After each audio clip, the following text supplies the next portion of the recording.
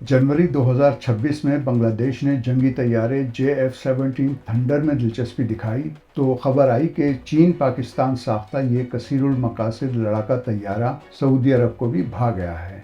जब खबर की सेहत बारे पाकिस्तानी दफ्तर खारजा से पूछा गया तो तरदीद या तस्दीक के बजाय सिर्फ इतना बताया गया कि दोनों मुल्क दिफा समेत कई शोबों में ताउन करते हैं और ऐसी किसी पेशरफ्त की तस्दीक तकमील के बाद ही की जा सकती है।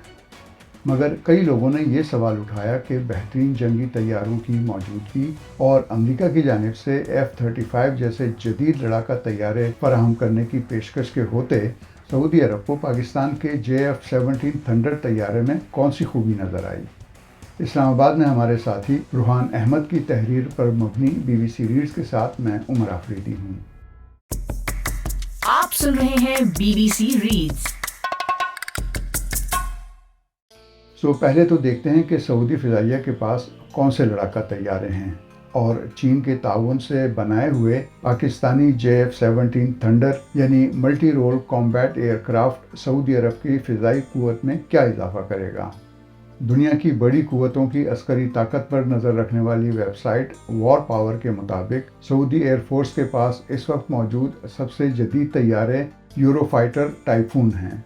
ये जहाज़ अपनी बर्क रफ्तारी और ताकतवर सेंसर सिस्टम के लिए मशहूर हैं।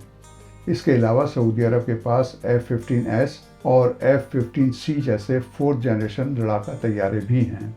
ये अपने वेपन सिस्टम और ताकतवर इंजनों की वजह से शोहरत रखते हैं। वॉर पावर के मुताबिक सऊदी अरब के पास बरतानिया से हासिल करदा टॉर्नेडो IDS तैयारे भी हैं जो इटली और बरतानिया ने मिलकर बनाए थे। इनके अलावा उसके पास मुतादिद जंगी हेलीकॉप्टर और एयर टैंकर्स भी हैं।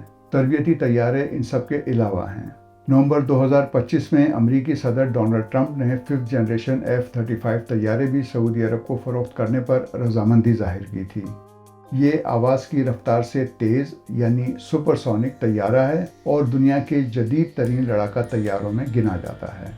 JF-17 थंडर ब्लॉक 3 AESA यानी active electronically scanned area radar और लॉन्ग रेंज BVR से लैस 4.5 जनरेशन का कसीरुल मकासिद यानी मल्टी रोल लड़ाका तैयारा है जो मुख्तलिफ किस्म के जंगी मार्कों में हिस्सा लेने की सलाहियत रखता है। पाकिस्तान ये तैयारे अब तक आज़रबाईजान, म्यांमार और नाइजीरिया को फ़रोख्त कर चुका है और ख़याल है कि इराक और लीबिया समेत कई मुल्कों के साथ मुआहदे तय पा चुके हैं, लेकिन सरेदस्त इन दफ़ाई सौदों की तफसीलात गैर वाज़ेह हैं। पाकिस्तानी हुक्काम इन लड़ाका तैयारों में दूसरे मुल्कों की दिलचस्पी पर मुतमईन नज़र आते हैं। वज़ीर दिफा ख्वाजा मोहम्मद आसिफ ने यह तक कह दिया कि इंडिया से जंग में हमारे लड़ाका तैयारों की आजमाइश हो गई है और इस वक्त हमें इतने ऑर्डर्स मिल रहे हैं कि हो सकता है 6 माह बाद पाकिस्तान को IMF की ज़रूरत ही ना पड़े। उनकी मुराद IMF के कर्ज़ों से थी। ये बात पाकिस्तान के लिए तो निहायत खुशाइंद होगी, मगर सऊदी अरब को क्या मिलेगा। सऊदी अरब और पाकिस्तान दोनों ही ने अब तक JF-17 थंडर से मुताल्लिक किसी मुआहदे की तस्दीक या तरदीद नहीं की है।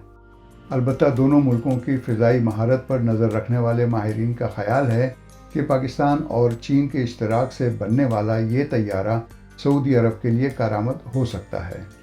पाकिस्तानी फ़िज़ाइया के साबिक एयर कमोडोर खालिद चिश्ती कहते हैं कि मगरबी ममालिक अक्सर ऐसे दिफाई आलात और मशीनरी दूसरे मुल्कों पर दबाव डालने के लिए इस्तेमाल करते हैं।